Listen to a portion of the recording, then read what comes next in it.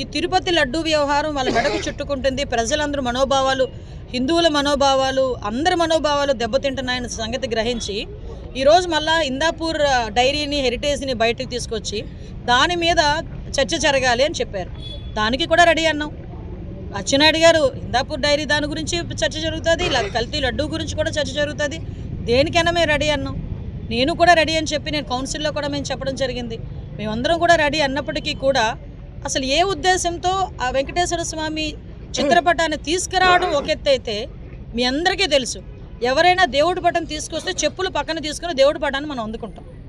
మళ్ళీ దేవుడి పటాన్ని కళ్ళు కద్దుకుని వెనకాతలు ఎవరికైనా ఇచ్చుకోవడమా, లేదా మన ఇంట్లోకి జాగ్రత్తగా తీసుకెళ్ళి కనీసం కాలు తగలడం కదా కిందను కూడా పెట్టాం దేవుడి పటాన్ని. మన హైందవ సాంప్రదాయం ప్రకారం ప్రసాదం ఇచ్చినా కూడా పక్కన చెప్పులు ఇప్పి ప్రసాదం తీసుకొని తినిన తర్వాతన చెప్పులు వేసుకుంటారు. తినేటప్పుడు కూడా చెప్పులు వేసుకోరు, అది సంప్రదాయం.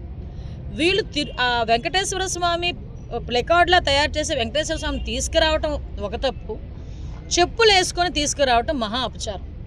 అది అపచారమా కాదా అన్నది ప్రజలే గ్రహించాలి. వాటితో పాటు మళ్ళా తిరిగి వాళ్ళు తీసుకొచ్చి ఏదో పాంప్లెట్ ఉంటుంది కదా చూడండి, ఇలా ఏదో టిష్యూ పేపరో లేకపోతే ఏదో పేపర్ మామూలు మడిచినట్టుగా తీసుకొచ్చేసి ఎలా పడితే అలా పడేసి, అది దేవుడి పటం అండి, వెంకటేశ్వర స్వామి పటం అండి, ఎంతో భక్తిగా భావించే వెంకటేశ్వర స్వామి పటం. కనీసం క్యాలెండర్ మీద వెంకటేశ్వర స్వామి ఉన్నా కూడా దానికి కూడా ఫ్రేమ్ కట్టించుకుంటారు మన వాళ్ళు చాలామంది. అంత అపురూపంగా చూసుకొని, అంత భక్తిభావంతో చూసుకునే వెంకటేశ్వర స్వామి పటాన్ని ఎలా పడితే అలా మడిచి ఎక్కడ పడితే అక్కడ పడేసి ఏదో ఇసిరేసి పక్కకి వెళ్ళిపోయి ఆ దేవదేవుని అవమానపరచడం కాదా?